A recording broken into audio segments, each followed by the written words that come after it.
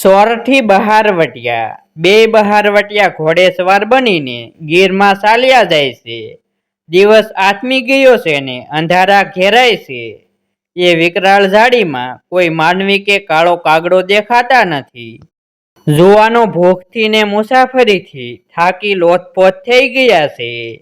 ઘાટા જંગલમાં રસ્તાની એક બાજુએથી માદળામાં બેઠેલી એક ભેંસ ઊભી થઈ અને ચાલવા લાગી. જુવાનો જોઈ રહ્યા કે અહીં ભેંસ ક્યાંથી. વેજો બોલ્યો, ભાઈ, આજ તો આ ભેંસને દૂધે જ વાળું કરવું છે. બહુ સારું. અંધારે અંધારે ભેંસનું પૂંછડું પકડીને અસવારો ચાલવા લાગ્યા. થોડીક વારે ઉજળ વગડામાં રૂપાળો દરબારગઢ દેખાણો ને ભેંસે ગઢની ડેલીમાં પાદરી ચાલી ગઈ. અસવારોએ પણ ડેલીમાં જઈ ઘોડાના પેઘડા છોડ્યા. ઉતરીને સોપાટમાં બેઠા. મઢ મોટો, પણ પ્રમાણમાં કાંઈ બોલચાલ સંભળાતી નથી. કોઈ દરવાન પણ હાજર નથી. ઘડીક થયું ત્યાં તો એક સફેદ વસ્ત્રોવાળો ખૂબસૂરત જવાન આવીને ઊભો રહ્યો. મૂંગો મૂંગો બથ ભરીને એ મહેમાનો સાથે ભેટ્યો. જઈને ઘોડારમાં બે ઘોડા બાંધી આવ્યો. વાળુની વેળા થઈ. જુવાને ઓરડામાં ગાદલીઓ પથરાવીને બે પરોણાને જમવા બેસાડ્યા. રૂપ જેના સમાતા નથી એવી એક સ્ત્રીએ આવીને શાક રોટલાને દૂધ પીરસ્યા. રાતે ઓસરીમાં મહેમાનો માટે ઢોલિયા ઢળાણા. કોઈ કોઈની સાથે કંઈ વાતચીત કર્યા વિના સહુ સુવા ગયા. મુસાફરો તો અજાયબીમાં પડ્યા છે. અહીં અંતરિયાળ વિસ્તારમાં આ દરબારગઢ કોણે બંધાવ્યો? આવડા મોટા ગઢમાં આ બે સ્ત્રી પુરુષ સી રીતે રહેતા હશે? બોલતા ચાલતા કેમ નથી? આવા રૂપાળા બે મોઢા ઉપર દુઃખની પીળાશ શા માટે? ત્યાં તો અંદરના ઓરડામાં સૂતેલો એ પુરુષ કણકતો હોય એવું સંભળાણું. કોઈ ભારી કારમી વેદના થતી હોય એવી રીતે કણકી રહ્યો છે. આખી રાત કણક્યા જ કરે છે.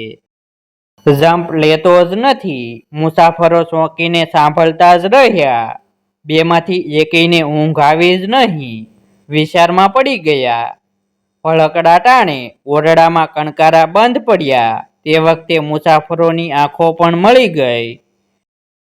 સવારે તડકા સારી પેઠે ચડી ગયા ત્યારે મુસાફરોની આંખ ઉઘડી અને નજર કરે તો ન મળે દરબારગઢ કે ન મળે ઢોલિયા. બે જણા ધરતી ઉપર પડેલા ને બે ઘોડા બોરડીના ઝાડા સાથે બાંધેલા. માથે વડલો છે ને પડખે ઊંચી ભેખડો વચ્ચે ધોળે દિવસે બીવરાવે તેવા અવાજ કરતી ધાતરવડી નદી ચાલી જાય છે. તાજુબ થઈને બે બહારવટિયા ચાલી તો નીકળ્યા છે. એના કલેજા પણ થડક થડક થાય છે. પણ સાંજ પડી ત્યાં બેમાંથી વેજો બોલ્યો, ભાઈ, એ ગમે તે હોય, પણ આપણે એનો રોટલો ખાધો ને હવે શું? એનું દુઃખ મટાડ્યા વિના ભાગી જશું? સાચું ન જવાય. આજ પહોંચીને પતો મેળવીએ. રાત પડતા પાછા એ જ ઠેકાણે જઈ બંને ભાઈ ઊભા રહ્યા. એ જ દરબારગઢ, એ જ સોપાટ, એ જ જુવાન, એ જ રાંધીને પીરસનાર રંભા.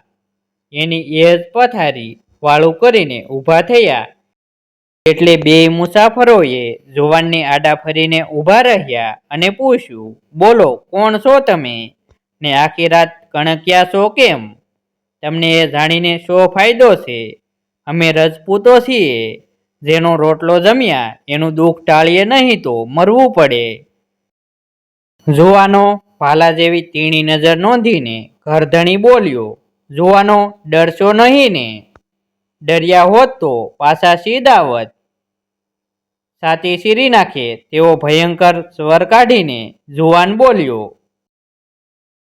અંદરથી આંતરડા કપાતા હોય એવી વેદનાભરી વાણીમાં બોલ્યો કે, જુવાનો, હું માંગડાવાળો. મુસાફરોના મોંમાંથી શીશ નીકળી ગઈ. હા, હું ધાતરડીનો ધણી માંગડો, કમોતે મુવો, ભૂત સરોજ્યો છું. વણિક પુત્રી પદ્માને લઈને અહીં એના લોહી સૂંચતો વસ્યો છું. તે દી સાડવા બાયલની બરસી ખાઈને હું પડ્યો, એ બરસીની કરસ મારી છાતીના હાડકામાં વિંધાઈને ભાંગી ગઈ. હજી એ હાડકુને એ બરસીની કરસ આ વડલાની વાડિયામાં દટાઈને પડ્યા છે. એ બરસીની કરસ મારી છાતીમાં દિવસને રાત ખટકે છે.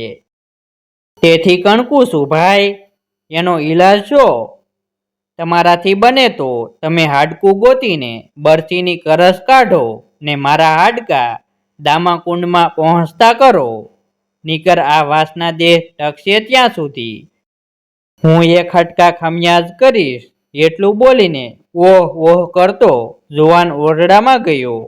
બારણા બંધ થયા. મુસાફરો સૂતા. સવારે એની એ દશા દેખી. વાડિયાના થડમાં ખોદાણ કામ કરીને ભૂતે કહેલું હાડકું ગોતી કાઢ્યું. બરસીનો ટુકડો જુદો પાડીને એ હાડકા ઉઠાવ્યા. બે બહારવટિયા દામેકુંડ ચાલ્યા ગયા. આવા જ નવા વિડીયો જોવા માટે અમારી યુટ્યુબ ચેનલ સબસ્ક્રાઈબ કરો.